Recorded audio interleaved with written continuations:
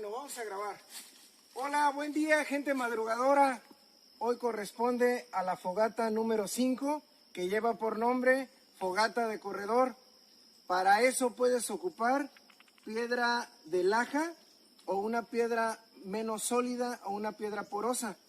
¿Por qué? Porque si pones una piedra de río, te puede explotar y te puede provocar un accidente. Esa no la ocupes.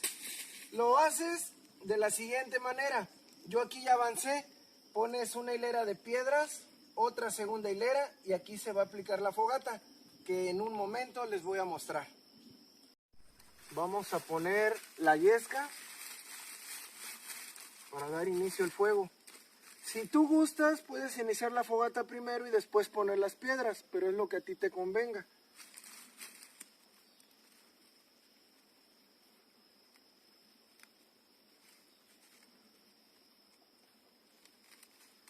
Los troncos o los palos que vayas a poner, pones unos en esta dirección, hacia el centro, y los otros a esta dirección. Recuerda que el corredor debe de estar a favor del aire, para que se impulse el fuego. Voy a avanzarle. Ya tenemos un fuego manso, suficiente brasa. Lo hice de 1 metro de largo, para que ustedes vean que pueden poner varios recipientes. Yo en esta ocasión voy a poner uno, para cocinar, de esta manera. Si te puedes acercar, Temo, porfa, para que vean los seguidores, los amigos visitantes de las redes sociales, invitados, familia y demás. Aquí está el ejemplo. Aquí está lo que es la fogata de corredor.